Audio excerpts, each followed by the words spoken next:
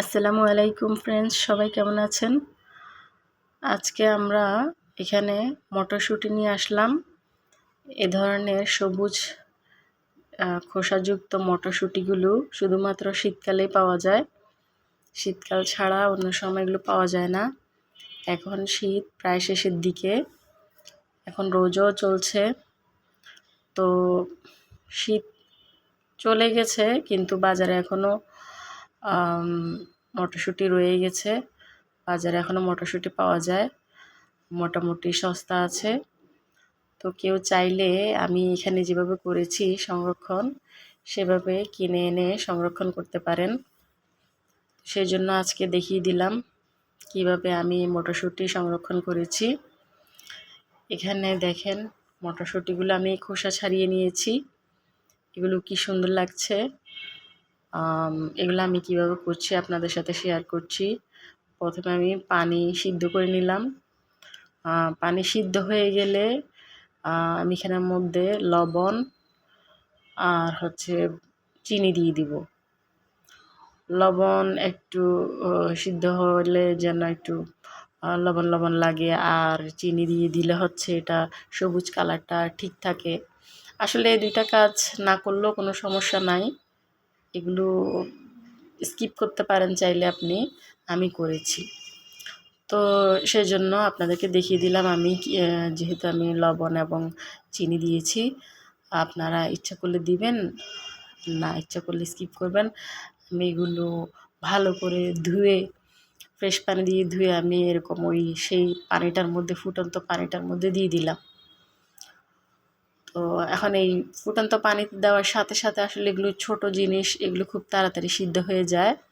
আপনারা দেখতে পাচ্ছেন এখানে এগুলো বাবুসের মতো উপরে সবগুলো চলে আসছে।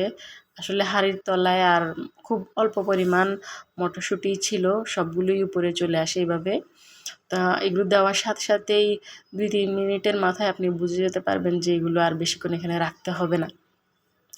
তখন এগুলোকে এখান থেকে ছেঁকে আমি আলাদা আবার ঠান্ডা পানিতে রেখে দেব। আর সেই ঠান্ডা পানিটা নর্মালও হতে পারে, আবার কেউ বরফ পানিতেও দেয়। যেভাবে আপনার ইচ্ছা, ওইটাও কোনো ব্যাপার না। আমি নর্মাল পানিতেই রেখেছি। আগে বেসিনে নিয়ে এগুলাকে নর্মাল পানি দিয়ে ধুয়েছি এবং আবার নর্মাল পানির মধ্যে 5 মিনিট ভিজিয়ে রাখছি। তো এই কাজটা ইচ্ছা করলে ফ্রিজের পানি দিয়েও করতে পারেন। আমি এগুলো দেখতে পাচ্ছেন এভাবে ধুয়ে ফেলছি। দেখেন কালারগুলো কি সুন্দর লাগছে। আমি তো এখানে কোনো কালার ইউজ করি নাই, আপনারা দেখছেন। বাজারে কিন্তু এই ধরনের অনেকগুলো পাওয়া যায়, পলিথিন করে প্যাকেট করে ওরা বিক্রি করে। এগুলো মনে হয় যেন কাঁচা মটরশুঁটি, আসলে কিন্তু ওগুলো যেগুলো আমরা যে চটপটি খাই, ওই শুকনো মটরশুঁটিগুলোকে সারা রাত ভিজায় রাখে রং দিয়ে। ওগুলো দেখলেই বোঝা যায়, আপনি খুব ভালোভাবে চিন্তা করলে, ভালোভাবে ওগুলোর দিকে তাকালে কিন্তু বুঝে যাবেন।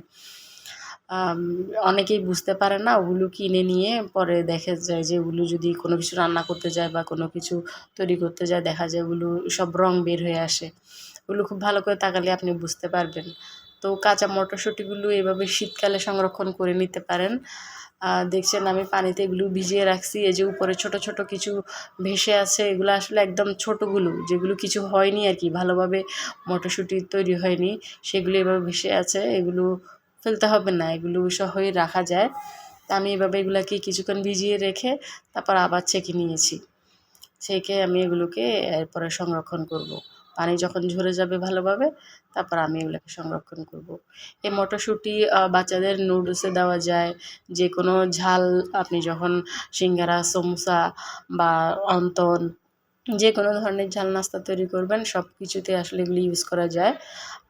দেখেন এগুলো কীরকম সিদ্ধ হয়েছে, খুবই সামান্য পরিমাণ আর কি দিলেই সিদ্ধ হয়ে যায়।